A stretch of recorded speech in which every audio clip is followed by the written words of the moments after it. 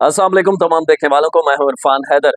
इस वीडियो में आपको बताने वाला हूं कि एक तहरीक इंसाफ के मेंबर कौमी असम्बली ने किस तरह ना सिर्फ इमरान खान की बल्कि पूरी तहरीक इंसाफ की इज्जत मिट्टी में मिला दी है और बजाय एक्सक्यूज करने के बाकायदा अपने उस गलत एक्ट पे डटे हुए हैं। ये तफसील से आपको बताऊंगा। साथ साथ बात करेंगे अनमोल उर्फ पिंकी जो ड्रग डीलर थी, वो गिरफ्तार हुई। मैंने कल की वीडियो में तफसील से आपको बताया था कि क्या क्या मामलात हैं उसके।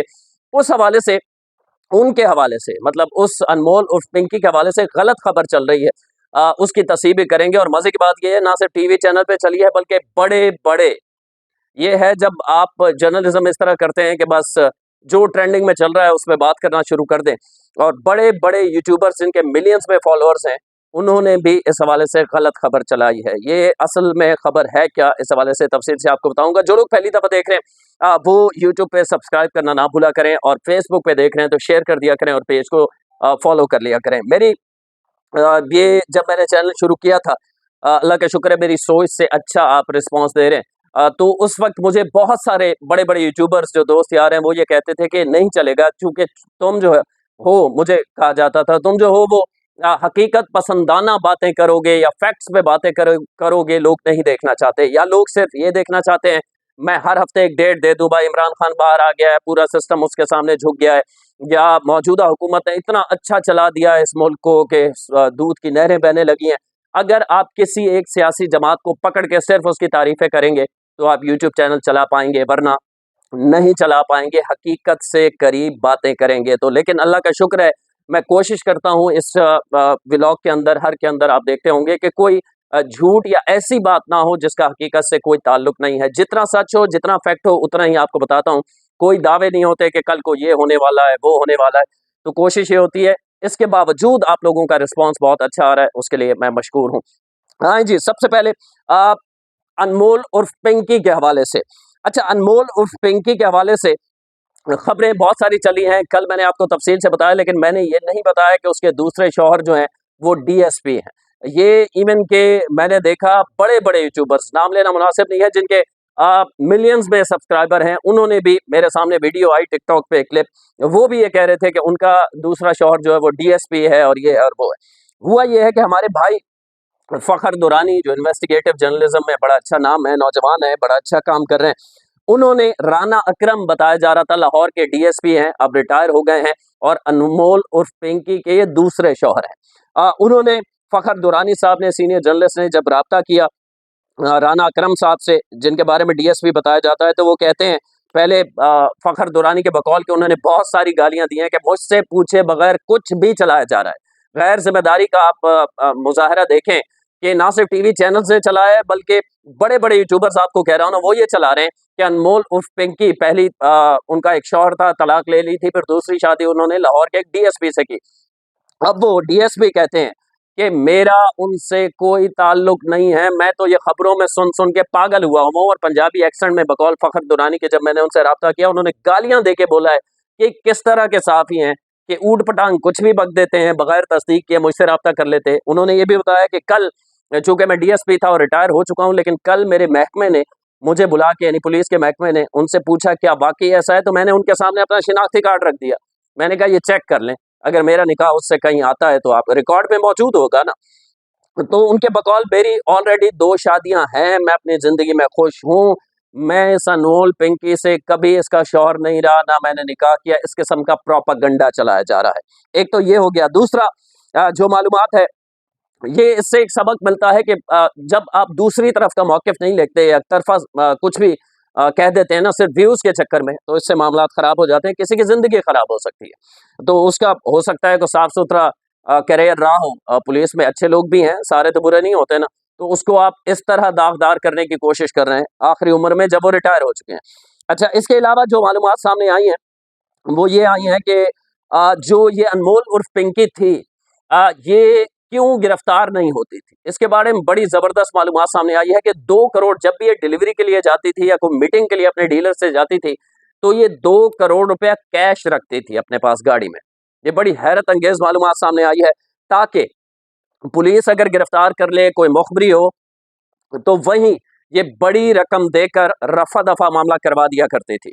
क्योंकि पाकिस्तान के अंदर आप सब जानते हैं कि ये मामला तो है ना, कि आपके पास सोर्स हो ना हो, अगर पैसा है तो इससे बड़ी सोर्स कोई नहीं है, और ताकि वो एफआईआर ना हो, कानूनी जो कार्रवाई होती है उससे पहले पहले जान छुड़वा ली जाए। तो ये 2 करोड़ हर वक्त कैश रखती थी, और 10 लाख, 20 लाख, 50 लाख जिस तरह बार्गेनिंग करते करते पुलिस वालों से करके वहां पैसे देके और चली जाती थी, और पुलिस ये आगे ज़ाहिर है बता दिया करती थी कि वो गिरफ्तार नहीं हो सकी, वहां से फरार हो गई है। एक तो ये मालूमात सामने आई है। दूसरा मालूमात ये सामने आई है कि ये 6 भाई हैं इसके, अनमोल उर्फ पिंकी के, यानी 6 भाई हैं और कोई इसे सुधार नहीं सका। बड़ी हैरत हुई मुझे सुन के। और 4 बहनें हैं, यानी एक बड़ी फैमिली से इनका ताल्लुक है नंबर। और 3 भाई रियाज, नासिर और शौकत, रियाज बलोच, नासिर बलोच और शौकत बलोच, ये 3 भाई भी इसके साथ इस धंधे में इन्वॉल्व थे। ये भी मालूमात सामने आई है कि ये इसके 3 भाई, यानी आप कह सकते हैं कि पूरी फैमिली, सारा टब्बर ही लगा सी इस काम पे। तो इस तरह का मामला है। ये तो हो गया अनमोल उर्फ पिंकी के हवाले से। अब जल्दी चलेंगे आगे। इकबाल आफरीदी साहब, कल तफसील से आपको बताया था कि किस तरह उन्होंने जुनैद अकबर जो सूबाई सदर हैं और कौमी असम्बली के मेंबर हैं, उन्हें कौमी असम्बली के अंदर बेहुदा गालियां दी इकबाल आफरीदी ने, जो खुद तहरीक इंसाफ के कौमी असम्बली के मेंबर हैं। उन्होंने ना सिर्फ, बल्कि उन्होंने क्या किया, गिरबान तक पकड़ लिया जुनैद आफरीदी का। अब उनके हवाले से मालूमात के सामने आई है। मुख्तसर मैंने आपको पिछली वीडियो में बताया था, जब खबर कंफर्म ना हो उसका मैं वेट कर रहा था ताकि गलत मालूमात आगे ना जाए। तो इनके अब कायमा कमेटी में तलाल चौधरी साहब ने तफसीलात बताई हैं। उन्होंने कहा है कि पार्लियामेंटेरियन को हम ब्लू पासपोर्ट इशू करते हैं उनकी पूरी फैमिली को, और ये सिफारती पासपोर्ट होता है जिसकी अहमियत ज्यादा होती है। यानी आप उस स्टेट को रिप्रेजेंट कर रहे हैं, उसकी हुकूमत को, जब आप कहीं जाते हैं, तो इसका मतलब ये होता है। तो इनके बेटे ने ब्लू पासपोर्ट अपना लिया, मुल्क से बाहर चले गए, और मुल्क से बाहर यूरोप में जाके, बताया जा रहा है अभी तक जो मालूमात सामने, इटली के अंदर उस पासपोर्ट को सरेंडर कर दिया, यानी अजाइलम ले लिया। अब इससे पहले कि मैं इसकी मजीद तफसीलात में जाऊं, इस पे बजाय के शर्मिंदा होने के, अफसोस करने के, और पूरी तहरीक इंसाफ में ये समझ रहा था कि इकबाल आफरीदी के पीछे पड़ जाएगी और बोलेगी कि ये क्या किया है आपने, इमरान खान की तहरीक इंसाफ की इज्जत मिट्टी में मिला दी है। बजाय इसके मैंने नईम हैदर पंजोता को कल देखा है, वो इसे डिफेंड कर रहे हैं, और खुद इकबाल आफरीदी किस तरह डिफेंड कर रहा है, ये जरा आप वीडियो देख लें, फिर इस पे आगे चल के बात करते हैं। बेटा मेरा किया है, इनकी जुल्मों की वजह से मैं अपने जवान बेटे से महरूम हो गया हूं। मुझसे तो हमदर्दी करनी चाहिए इन लोगों को कि सारी उम्र के लिए अगर एक बेटा अपने बाप से जुदा होता है तो मुझे बताइए कि उसका दर्द कितना होता है। और उसका रीजन भी यही हुकूमत और यही इदारे है कि उनको प्रेशराइज किया। तो ये वीडियो आपने देख ली। इकबाल आफरीदी साहब फरमा रहे हैं, चूंकि लॉ एंड ऑर्डर सही नहीं है या मसाइल हैं, इसलिए मेरे बेटे को मुझसे जुदा कर दिया, उल्टा आप मुझसे हमदर्दी करें।